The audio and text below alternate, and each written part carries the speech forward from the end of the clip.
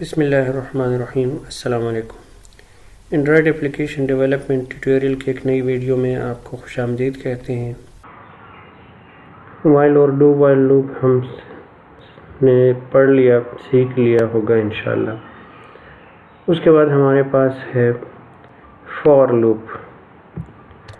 For loop और while loop में ये फ़र्क होता है कि जहाँ पे हमें वाइल यानी लूप्स का पता होता है कि हमने इतने टाइम्स इस लूप को चलाना है, वहाँ पर हम फॉर लूप को इस्तेमाल करते हैं। लेकिन जहाँ पर हमें नंबर ऑफ़ टाइम्स का पता ना हो तो वहाँ पे हम वाइल लूप को या डू वाइल को इस्तेमाल करते हैं। फॉर का सिंटैक्स ये है कि पहले एक फॉर लिखते हैं, फिर ब्रैकेट्स में हम सबसे पहले इनिशियलाइज़ करते हैं एक वेरिएबल को, जैसे वाइल में करते थे कि एक्स या नंबर कोई भी value is equal to something करते थे। उसके बाद कंडीशन लिखते हैं, चेक करेगा कंडीशन को, अगर कंडीशन ट्रू है उसके बाद ये कोड एग्जीक्यूट होगा, वरना नहीं। और थर्ड नंबर पे है इंक्रीमेंट, यानी उस वैल्यू को जिसको हमने इनिशियलाइज़ किया था उसको इंक्रीमेंट करते। फॉर का एक और सिंटैक्स भी है, उसमें ये है कि फॉर लिखते हैं, फिर कोई भी वेरिएबल का टाइप और उसके बाद वेरिएबल नेम लिखते हैं और पूरे उसके बाद एक एरे, जिसका मतलब ये है कि इस एरे में जितने भी एलिमेंट्स हैं उनके नंबर्स के बकायदा इस कोड को, जितने उसमें एलिमेंट्स हैं उतने टाइम्स जो है इस कोड को ये एग्जीक्यूट करेगा। हर एलिमेंट के हर उस एरे के हर एलिमेंट को इस वेरिएबल में स्टोर करेगा और उसके बाद यहाँ पे कोड एग्जीक्यूट होगा। हम चाहे इस वेरिएबल को प्रिंट करवा दें यानी उस एरे के एलिमेंट्स को, या चाहे कोई भी प्रिंट करवा दें, तो उतने ही नंबर ऑफ़ टाइम्स ये कोड एग्जीक्यूट होगा जितने इस एरे में वैल्यूज़ हैं। तो हम अब अपने प्रैक्टिकल एग्जांपल की तरफ जाते हैं। हम इंटेलिजे में आते हैं। यहाँ पे हमने वाइल और डू वाइल सीखा था, अब फॉर लूप हम सीखते हैं। तो इस कोड को हम डिलीट करते हैं। हम फॉर लूप में हम वही जो पिछला हमने एग्जांपल पढ़ा था, 1 से लेकर 10 तक वैल्यू, यानी प्रिंट कर दो, print numbers from 1 to 10 using for loop। इस एग्जांपल में हम सीखते हैं, हम लिखेंगे for ब्रैकेट, एक वेरिएबल हमने लिख लिया num is equal to 0, int num is equal to 0। हम चाहते हैं यहीं पे अगर इनिशियलाइज़ कर दें वेरिएबल को, या पहले वेरिएबल को डिक्लेयर कर दो फिर यहाँ पे सिर्फ इनिशियलाइज़ कर दो, यहीं पे डिक्लेयर भी कर दो और इनिशियलाइज़ भी कर दो, यानी दोनों तरीके सही हैं। तो यहाँ पे हम int num is equal to 0, यहाँ पे हमने लिख लिया कि num less than equal to 10 और फिर सेमीकोलन, और यहाँ पे हम लिखते हैं num प्लस प्लस, फिर उसके बाद हम कर्ली ब्रैकेट्स, और यहाँ पे हम करते हैं system dot out dot print, और यहाँ पे हम करते हैं कि num वेरिएबल की वैल्यू प्रिंट कर दो। साथ में हम अगर यहाँ पे स्पेस देना चाहते हैं तो प्लस कोटेशन में स्पेस भी दे सकते हैं। यहाँ पे कोई num प्लस प्लस दोबारा लिखने की कोई ज़रूरत नहीं है। यहाँ अब जब कंडीशन ये फॉर लूप एग्जीक्यूट हो जाएगा, कंडीशन जब फॉल्स हो जाएगा उसके बाद इस लूप से ये एग्जिट होगा। कंडीशन कब फॉल्स होगा? जब num की वैल्यू 10 से इंक्रीज़ हो जाएगी।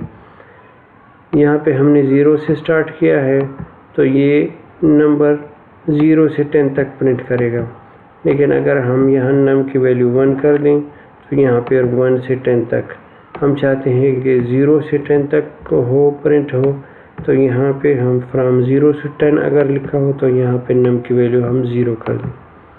हम इस लूप के बाद एक स्टेटमेंट लिखते हैं, वो system dot out dot println। तो यहाँ पे हम ये होगा कि इसके बाद अगर कोई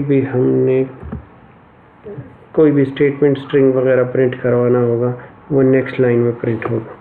अब हम इसको एग्जीक्यूट करते हैं, देखते हैं आउटपुट हमारे पास बिल्कुल वैसे ही आया है जैसे वाइल लूप में था। 0 से लेकर 10 तक वैल्यूज़ हमारे पास, नंबर्स हमारे पास प्रिंट हो। एक और एग्जांपल लिखते हैं यहाँ पर कि प्रिंट ऑल इवन नंबर्स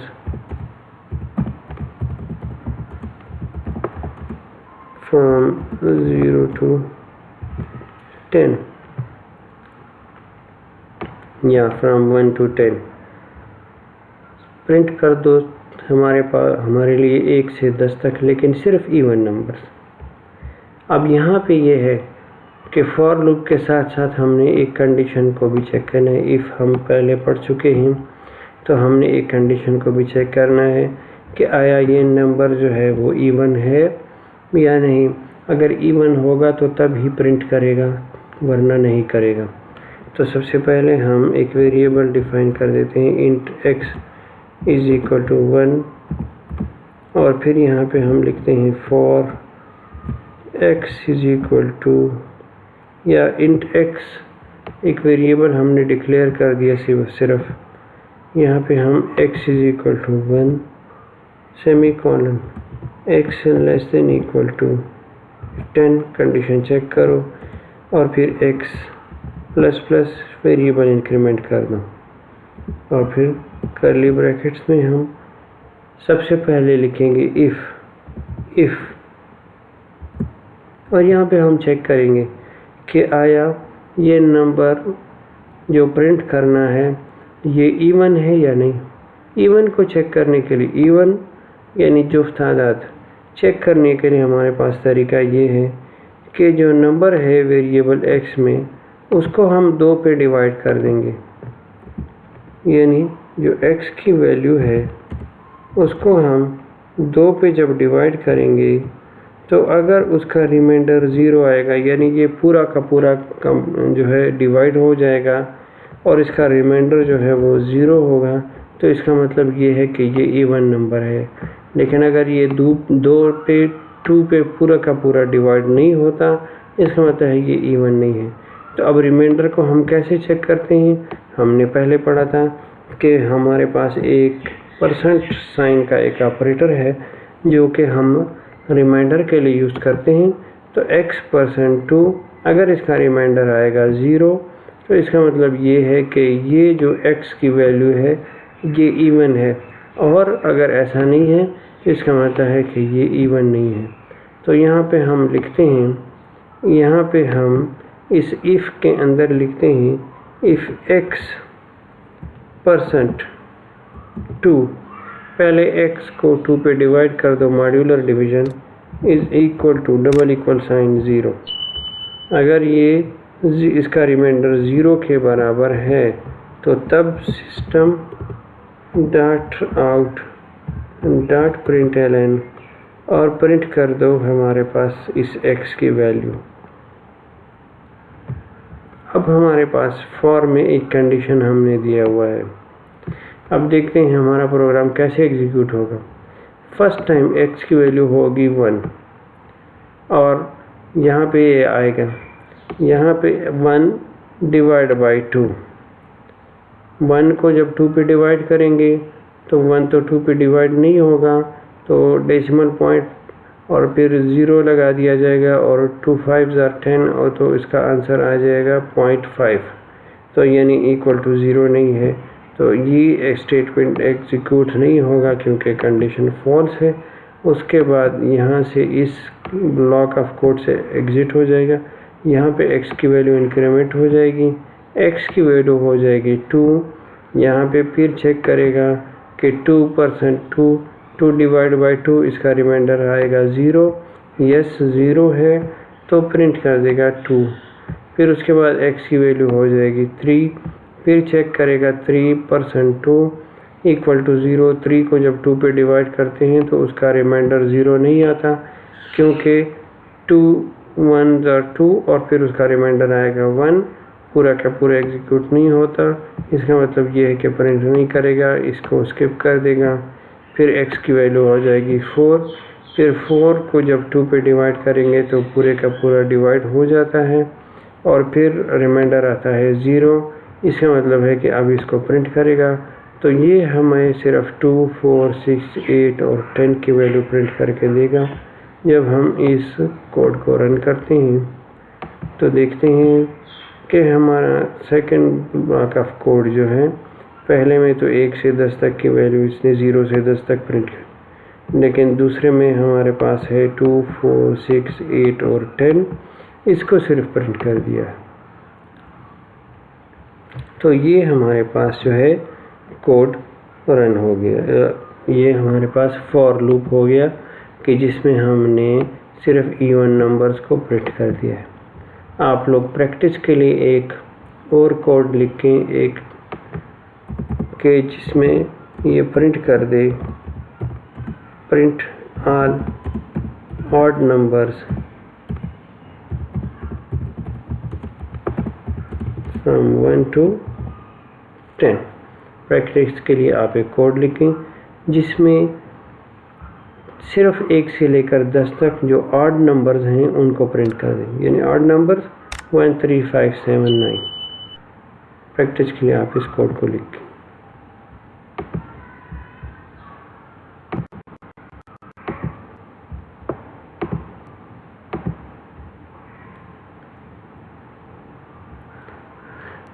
अब हमारे पास है फॉर का एक और सिंटैक्स, एक और तरीके से हम फॉर को इस्तेमाल करते हैं, यूज़ करते हैं।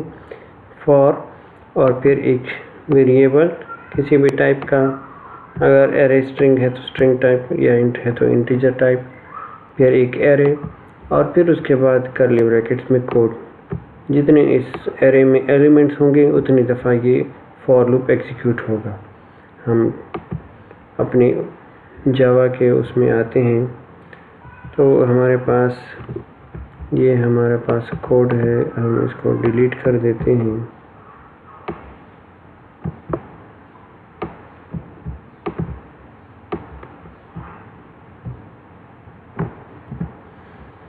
और यहाँ पे हम अपने फॉर के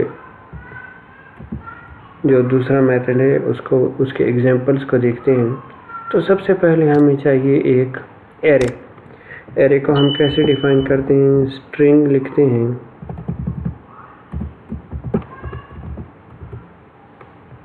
उसके साथ 2 स्क्वायर ब्रैकेट्स, फिर उसके बाद वेरिएबल का नेम। हम वेरिएबल का नेम ले देते हैं फ्रूट्स इज इक्वल टू, फिर यहाँ कर्ली ब्रैकेट्स में इस एरे के जितने भी एलिमेंट्स हैं उनको डबल कोटेशन में 1 by 1 एलिमेंट और कामा के थ्रू उनको अलग करेंगे। मसलन एप्पल, फिर मैंगो, ऑरेंज,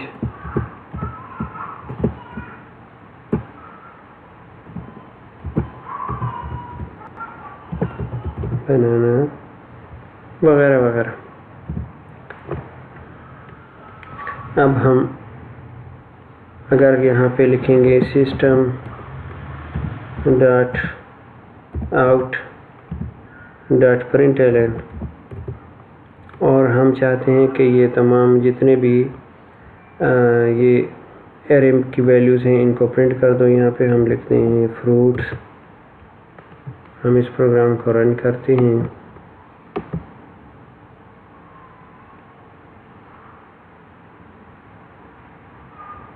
तो देखते हैं कि देखें ये एक, चूँकि एक एरे है तो डायरेक्ट इस एरे को ये प्रिंट नहीं कर सकता।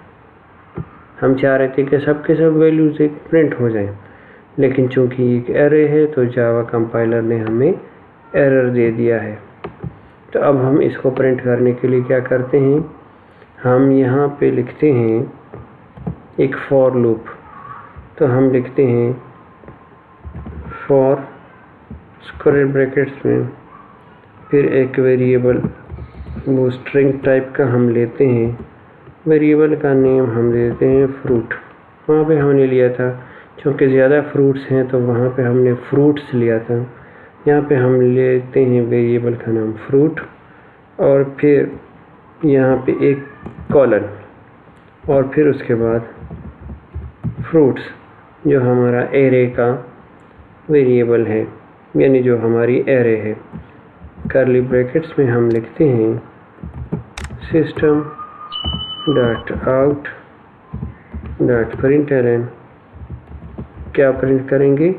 फ्रूट, ना कि फ्रूट्स, यानी 1 बाय 1 फ्रूट इस वेरिएबल फ्रूट में। अगर हम आसानी के लिए इस वेरिएबल को एक्स कर दें ताकि आपको समझ आए। अब 1 बाय 1 फ्रूट इस वेरिएबल एक्स में ये स्टोर करेगा, इसको असाइन करेगा और फिर यहाँ पे प्रिंट करेगा। अब हम देखते हैं हमारे प्रोग्राम का आउटपुट क्या आता है। तो देखते हैं कि 1 बाय 1 पहले एप्पल, फिर मैंगो, फिर ऑरेंज, फिर बनाना, इसने हमारे लिए ये जितने भी एरे में वैल्यूज़ हैं वो प्रिंट कर। यहाँ पे system dot out dot println में हम चाहते हैं कोई और मैसेज लिख लें।